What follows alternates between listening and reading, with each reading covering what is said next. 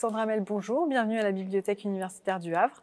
Vous êtes photojournaliste et vous présentez ici une série de photos sur les premiers réfugiés climatiques aux États-Unis. Cette exposition, vous l'avez intitulée Fading into the Blue. Quelle a été votre rencontre avec ce thème et ces personnes? Bien, la première fois que j'entends parler de cette île, c'est grâce à des articles de presse américains sur Internet qui commençaient à aborder la question de la disparition imminente de cette île et le déplacement à venir de ses habitants. Grâce à une bourse d'aide à la création artistique de la région Occitanie dans laquelle je vis, j'ai pu partir, effectuer 2 premiers voyages, le premier en 2016. Et mon contact avec la communauté s'est fait à ces 2 occasions-là, où j'ai pu produire une première série d'images qui m'a permis ensuite d'obtenir de nouveaux financements et de repartir plusieurs fois. Pour faire ces photos et donc ce reportage, vous avez besoin de temps, d'un temps long d'installation qui vous permet de rencontrer les personnes et de rentrer dans leur intimité. Est-ce que vous pouvez nous parler un peu de la relation que vous tissez avec vos sujets de photos? Eh bien, lors des premiers voyages, j'ai pu, disons, accéder à des personnes qui sont les plus ouvertes à la rencontre, à l'échange, au récit de leur propre vie, qui acceptent aussi d'être suivies pendant de longues séances de photographie où je les suis dans leur quotidien, dans leurs activités quotidiennes, en train de pêcher, en train de cuisiner, parfois en train de se reposer dans un salon. Et puis, après chaque voyage, à force de présence sur ce territoire, à force d'être vues, d'autres personnes ont été beaucoup plus réceptives et ont accepté que je me rapproche d'elles. Je pense notamment à une dame, Sabrina Verdun, que l'on voit sur l'une des images de l'exposition, qui m'a avoué qu'au début, qu'elle me voyait traverser l'île et passer sur la route, elle tirait les rideaux de son salon pour que surtout je ne tape pas à sa porte, imaginant qu'il n'y avait personne dans la maison. Et cette dame est devenue aujourd'hui quelqu'un voilà, avec laquelle je continue de converser, d'échanger et avec laquelle je me suis rapprochée très fortement lors de mes derniers séjours. Vous racontez l'histoire de gens, vous racontez l'histoire d'hommes et de femmes qui sont confrontés à leur destin, la disparition de leur territoire, la disparition d'un monde, de leur monde. Comment vous appréhendez ce sujet avec eux? J'ai rarement d'idées préalables sur ce que je vais photographier d'eux. La plupart du temps, je me laisse porter par ce que je vois, par ce que j'observe, par ce qui me touche en fait de leur vie quotidienne, par un moment, par une lumière, par un geste. Et c'est qu'après coup que je construis ma série et que ça fait récit. Qu'est-ce que l'image porte comme message ou comme information plus forte que ce que pourrait être, par exemple, un documentaire vidéo ou un texte, ou qu'est-ce qu'il apporte de différent? Je trouve que la photographie a quelque chose de très accessible.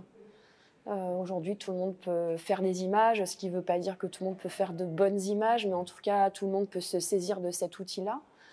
Je pense qu'une image est vectrice d'émotion aussi, d'information et d'émotion. Et je pense que l'émotion, elle vient parfois appuyer une information. Elle vient susciter un questionnement, une interrogation, un intérêt pour un sujet qu'on va ensuite approfondir, sur lequel on va venir se documenter, lire. Elle est au croisement du journalisme et de l'artistique aussi. Et elle a ceci de particulier qu'elle arrête le temps. Elle peut nous donner la sensation que le temps s'est arrêté, que le temps s'arrête au moment où l'image a été prise et de nous plonger directement dans ce temps-là au moment où on visionne l'image. On a l'impression de marcher en arrière et de vivre l'instant qui a été celui de la prise d'image. Et je trouve que c'est un médium assez fort pour ça. C'est un médium de la nostalgie aussi. Justement, dans cette exposition en particulier, vous choisissez sur une de vos photos d'inscrire des photos personnelles des personnes que vous avez rencontrées et de les afficher sur vos photos. Est-ce que c'est ce rapport au temps? Est-ce que c'est le temps passé et le temps présent du moment où vous faites la photographie qui vous intéresse à ce moment-là, dans ce montage? Exactement. C'est essayer de reproduire ce que j'avais déjà ressenti lorsque je rentrais dans les maisons des habitants, les maisons dont les murs étaient recouverts de photos de famille, de photos d'événements communautaires, de moments heureux passés, où on sentait que l'île était très habitée, en nombre d'habitants et en événements, en sociabilité, et qui tranchait terriblement avec un territoire que moi j'observais quasiment vidé de ses habitants. Et j'ai voulu reproduire ce paradoxe-là, cette contradiction entre le plein du passé et le vide du présent, au travers de cette installation, de cette image de l'île aujourd'hui en voie de disparition, et de ces photos du passé montrant à quel point la vie sociale a été riche sur ce territoire. Quand vous avez travaillé sur cette exposition avec la bibliothèque universitaire, plusieurs fois, vous avez été très attentive aux coloris et aux couleurs de vos propres photos. Qu'est-ce qui vous importe dans ce choix de couleurs? Qu'est-ce que vous regardez quand vous regardez ces photos et ces couleurs? À quoi vous êtes le plus attentive? Je trouve que c'est un territoire où la lumière est très douce. On est beaucoup sur des tonalités de couleurs pastel, parfois délavées. Et j'aime cette douceur qui est en adéquation avec cette douceur de vivre, quand bien même ces habitants sont confrontés à la violence d'événements climatiques, des grandes inondations, des ouragans qui dévastent tout, qui détruisent leurs maisons à répétition. Il y a dans cette lumière et ces couleurs quelque chose de très tendre et de très doux, et qui correspond aussi à une certaine manière de vivre de ces gens qui fabriquent et qui s'accommodent de tout, non pas dans une révolte, une rébellion, une protestation, mais dans une acceptation de tout ce qui vient. Et pour moi, cette idée-là, elle colle avec ces lumières très douces et très pastel. Vous avez choisi de filmer vraiment des destins de familles entières, parfois sur plusieurs générations. Est-ce que vous avez l'intention de retourner les voir régulièrement, de continuer à les suivre pour montrer leur histoire? Alors, à partir du moment où la partie de la communauté a été relocalisée à Gray, à 70 km au nord de l'île, et à partir du moment où j'ai commencé à documenter ces nouveaux moments de vie de ces habitants sur ce nouveau territoire, je pense que le projet photographique est fini. Mais par ailleurs, j'ai pour projet de réaliser un film documentaire, non pas sur l'avenir, mais sur ce que ce territoire a été, sur ce que ce territoire a été dans le passé, et de retourner sur cette île à présent déserte. Et est-ce que vous pensez que cette histoire de cette communauté de l'île de Jean-Charles, qui est donc transplantée un peu plus loin pour leur propre préservation, a été une prise de conscience du territoire aussi, de la fragilité du bayou et du golfe de Louisiane dans son entier? Ou est-ce que ça reste pour l'histoire là présente quelque chose qui ne représente pas une prise de conscience collective? J'ai la sensation que c'est une population qui a toujours été confrontée aux aléas climatiques extrêmement forts. On voit sur les photos des années 60-70 qu'on retrouve dans les albums et qui sont dans l'exposition, que les gens ont déjà les pieds dans l'eau, en fait, aux abords de leur maison. Donc c'est des gens qui ont développé, je pense, une accoutumance à la catastrophe,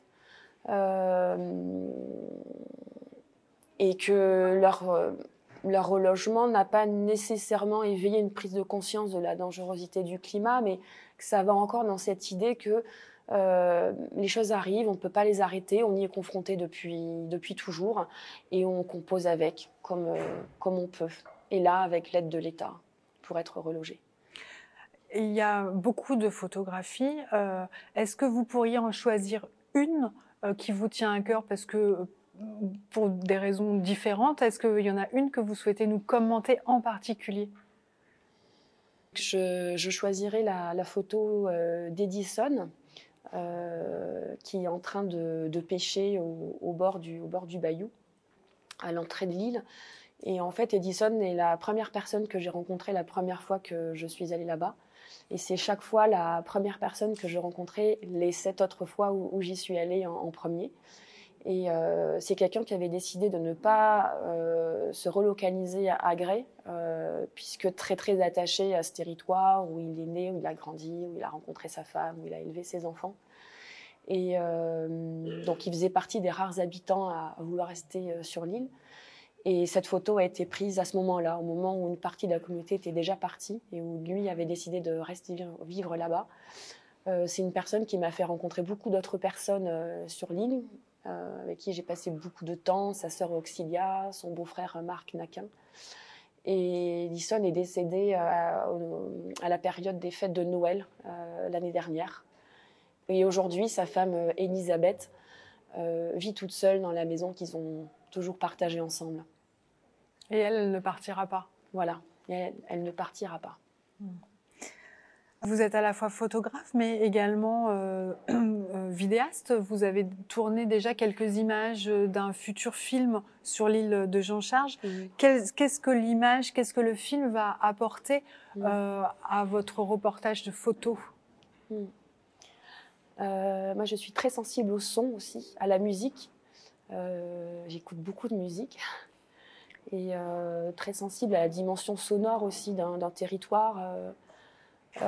Et c'est un territoire où il y a beaucoup de sons, bien que quasi vide. Il y a beaucoup de sons d'insectes, des éléments de la nature, du vent, de la mer. Le silence fait du bruit parfois. Et ce sont des personnes aussi qui parlent beaucoup. Il y a une dimension autour de l'oralité qui est très forte. L'usage du français mêlé à l'usage de l'anglais. Parfois, dans une même phrase, on va utiliser des mots français, des mots anglais. Et je trouvais que la photographie n'épuisait pas tout ce que le réel que j'ai pu observer là-bas permettait de voir et d'entendre, en fait.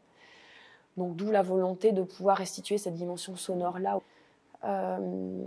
et de travailler à l'articulation son et image en mouvement. Comment vous qualifieriez votre propre style? Est-ce que vous avez un style? Est-ce qu'un photojournaliste, il a son style qu'il cultive au fil des années, ou est-ce qu'il adapte à la fois sa photo et son angle de vue à chaque sujet? Alors, je pense qu'il y a tous les cas de figure. Il existe des photojournalistes qui gardent le même style, quels que soient les sujets, quels que soient... lorsqu'ils travaillent en commande pour la presse, mais aussi lorsqu'ils réalisent un projet personnel, et puis d'autres qui adaptent leur dispositif ou leur style au sujet. Moi, je me rends compte, encore une fois, par l'expérience, pas de manière consciente en amont d'un sujet, mais après coup, je me rends compte que j'ai l'impression d'écrire, j'ai envie de dire, de photographier, d'écrire un peu de la même manière à chaque fois. Et c'est marrant parce que cette photo de la pêcheuse qui lance son épervier dans l'eau, certaines personnes m'ont dit « mais tiens, ça nous rappelle tant une des photos de ta série sur les deux sœurs Ilona et Madelena, par exemple ». Moi, je ne m'en rends pas bien compte, en fait. C'est le regard extérieur qui me fait le réaliser. Quand vous travaillez parfois pour la presse écrite notamment, vous travaillez en duo avec des journalistes qui écrivent le texte. Est-ce que parfois vous avez aussi envie, vous, d'écrire le texte qui irait avec vos photos? Quel est votre rapport entre l'image et l'écrit? Oui, j'ai très envie de le faire. Parce que les photographes, on a un petit atout, et une manie, c'est qu'on met les yeux partout. On regarde tout, on observe beaucoup de choses. Et Et je pense que l'observation fine des gens, des situations, des lieux vient nourrir une écriture aussi, une écriture d'articles. Et surtout dans le reportage, on doit transmettre une ambiance, transmettre un univers, un lieu, un phénomène, une manière de vivre ou de faire. Je pense que la description fine des endroits où on se trouve est très importante. Donc oui, j'ai très souvent envie d'écrire, et ça m'arrive d'ailleurs. Sur des projets personnels, je fais parfois les deux, je photographie et j'écris les textes pour la presse. Est-ce que, à la fois dans vos photos de presse ou dans les photos d'exposition, vous avez un message à faire passer? Est-ce que vous avez envie que le public regarde vos photos avec un regard particulier ou qu'il sorte de l'exposition avec une émotion particulière? Est-ce que vous vous sentez engagé dans les photos que vous faites? Ben, disons, je sais que c'est impossible, mais j'aurais envie que le visiteur ressente ce que moi j'ai ressenti lorsque j'ai été à cet endroit-là. Et ce que j'ai ressenti, c'est beaucoup de tristesse face à la disparition de cette terre, mais aussi d'une culture, d'une langue, d'une culture, d'un mode de vie communautaire. D'ailleurs, lorsque je suis arrivée, tout ceci avait déjà un peu disparu. Pour moi, c'était surtout dans mon imaginaire, en fonction des récits du passé que me faisaient les gens, que j'ai pu reconstituer dans ma tête ce à quoi la vie ressemblait avant. Et j'étais quelque part nostalgique de ce que je n'avais pas connu. Et j'aurais envie que le public puisse aussi être nostalgique de cette vie communautaire passée qui a disparu, parce que le réchauffement climatique et ses impacts sur les sociétés et le paysage, il n'est pas que en termes de disparition d'une partie de la Terre, il entraîne aussi la disparition de sociétés, de manières de vivre, d'habiter, de faire, de manger, de jouer de la musique, de se réunir. C'est tout ceci qui disparaît et j'aimerais que cette approche très dans l'humain, très près de l'humain, qui est là au travers de ces photos, puisse faire toucher du doigt que l'enjeu il est aussi humain vis-à-vis du dérèglement climatique. Il est humain et très humain. Vous avez présenté cette exposition d'une manière chronologique et elle se termine donc sur ces familles qui ont été relogées dans un nouveau quartier. Pour eux, c'est un signe d'espoir, c'est un signe de renaissance. Ils tournent le dos à leur passé. Est-ce qu'ils vont de l'avant ou est-ce qu'ils enterrent avec eux finalement, ils achèvent un deuil de quelque chose qui n'existera plus bientôt que dans les mémoires des plus anciens et bientôt plus jamais? Est-ce qu'il y a un espoir dans cette dernière photo? Je pense que les sentiments sont très mélangés. Il y a à la fois l'envie d'aller de l'avant, de se construire une nouvelle vie, et en même temps une résignation profonde et une douleur profonde d'avoir dû quitter sa terre d'origine. Et que les gens portent tout ça avec eux, ils vivent tout ça de manière concomitante, à la fois la grande tristesse et puis en même temps le désir d'aller de l'avant et de se construire une nouvelle vie sur ce nouveau quartier. Sandra Mel, merci beaucoup. Merci à vous.